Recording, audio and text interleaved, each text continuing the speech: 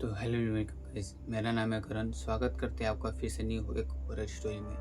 अगर horror story आपको अच्छा लगे तो कहानी को ज़्यादा से ज़्यादा प्यार दें और हमें अपना ज़्यादा से ज़्यादा सपोर्ट दिखाएं कि हम ऐसे ऐसे वीडियो आप लोग के लिए लेकर आते रहें। तो बिना आंटू फांटू के बात करते हुए चलते हैं कहानी की तरफ। तो कहानी का नाम है पगडंडी के पार। ये कहानी एक बिहार के एक छोटे से गाँव का रहता है। तो बिहार में एक नौजवान रहता है, रघु नाम का लड़का, जिसका शादी गुदी नहीं हुआ होता है। उसी का एक दोस्त रहता है, सोहन नाम का लड़का। वो भी नौजवान रहता है। सोहन रघु का बचपन का दोस्त रहता है। रघु बाहर रहता था और उसी गांव में एक बुढ़िया रहती है, जो दिन में बुढ़िया रहती है और रात के टाइम कुछ और बन जाती है। तो उसी का कहानी है। चलते हैं, उस कहानी को हम बताते हैं। एक पुरानी हवेली रहती है। पुरानी हवेली बरई टोला से जंगल के उस पार। बरई टोला एक छोटा सा शांत गांव था, जहां हर कोई एक दूसरे को जानता था। लेकिन उस गांव के पास एक पगडंडी थी, जो एक पुरानी हवेली तक जाती थी।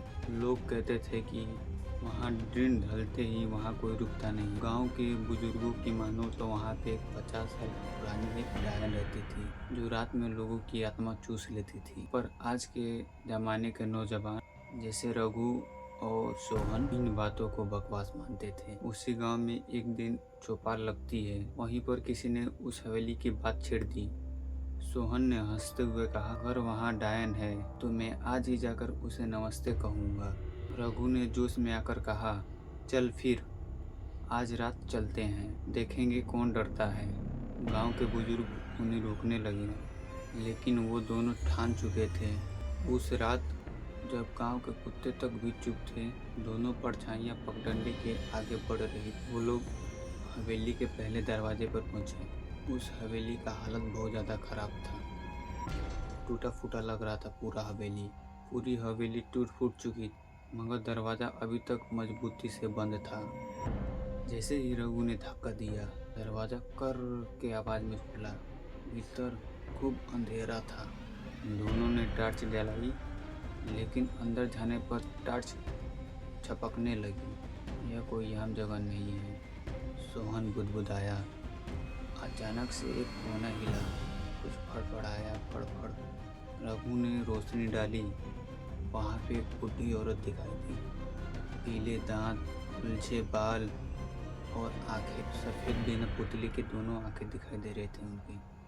वो बुढ़ी औरत बोली थी, तुम लोग लौट जाओ यहाँ से, चले जाओ यहाँ से। और वो दोनों नहीं सुने थे।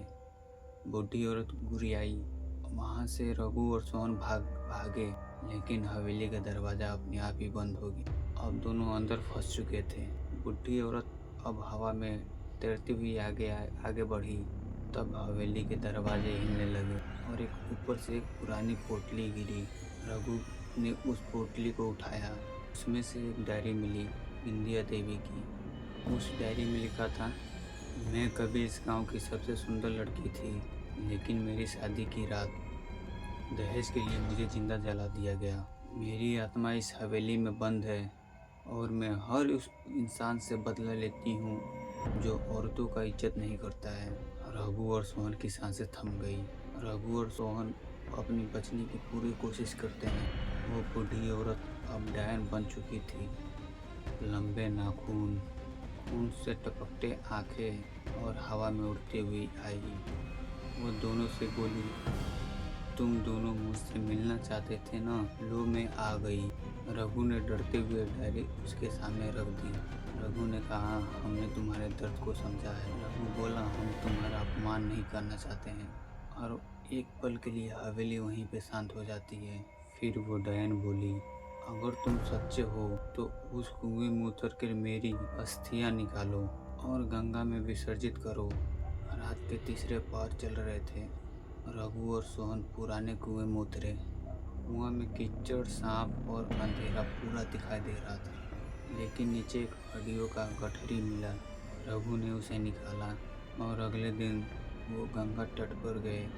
और जैसे ही अस्थियां पानी में गई और एक सफ़ेद धुआं उठा और एक आवाज़ आई कानों में उनके, धन्यवाद। हवेली में रहने वाली उस डायन की आत्मा को मुक्ति मिली। गांव वालों को जब ये बात पता चला, उन्होंने उस हवेली को गिरवा दिया और वहाँ पे एक मंदिर बनवा दिया।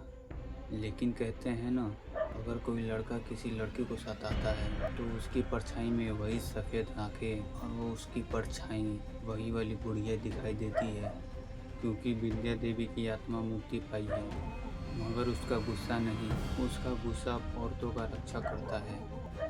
अगर कहानी आपको पसंद आई हो तो कहानी को ज़्यादा से ज़्यादा शेयर करें, अपना प्यार हमारे साथ बनाए रखें।